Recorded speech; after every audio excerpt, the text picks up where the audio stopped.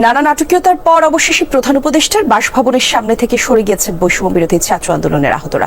রোববার দিবাগত রাতে সমন্বয়ক হাসনাত আব্দুল্লাহর আশ্বাসে রাস্তা ছেড়ে দেন আন্দোলনকারীরা। এর আগে সন্ধ্যা থেকে হোটেল ইন্টারকন্টিনেন্টালের সামনে অবস্থান নিলেও রাত 12টার দিকে ব্যারিকেড ভেঙে যমুনার সামনে গিয়ে বসে আহতরা।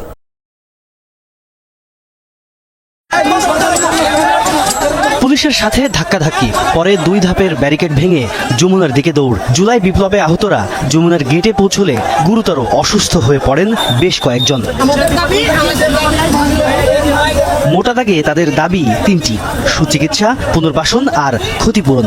এসব দাবি আদায়ে তাদের অবস্থান কর্মসূচি। দাবি না মানা পর্যন্ত রাস্তা ছাড়তে অনড় তারা। আমরা আপনাদের পরিষ্কার উদ্দেশ্য জানতে চাই, আমাদের ভাইদের কেন বুয়া বলছেন?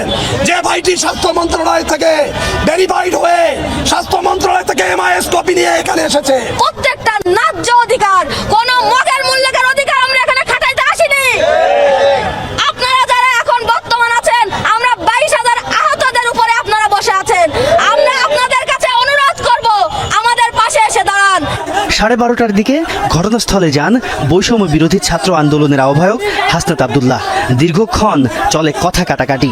আহতদের পুনর্বাসন নিশ্চিত ও যোগ্যতা অনুযায়ী বিদেশে কর্মসংস্থানের ব্যবস্থা করা পর্যন্ত ধৈর্য ধারণের আহ্বান জানান হাসনাত।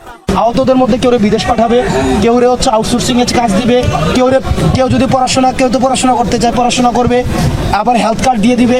এই বিষয়গুলো আমরা একসাথে অবজারভেশনে রাখতে হবে।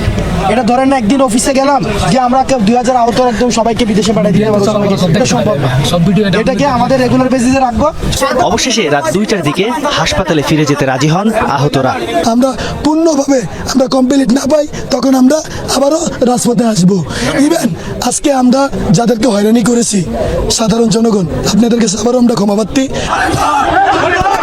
এর আগে সন্ধ্যা থেকে হোটেল ইন্টারকন্টিনেন্টালের সামনে আহতরা অবস্থান নিলে সংঘর্ষ হয় নিজেদের মধ্যে। ধাক্কাধাক্কি, হাতাহাতিতে আহত হয় বেশ কয়েকজন আন্দোলনকারী। তাজনুর ইসলাম, যমুনা নিউজ।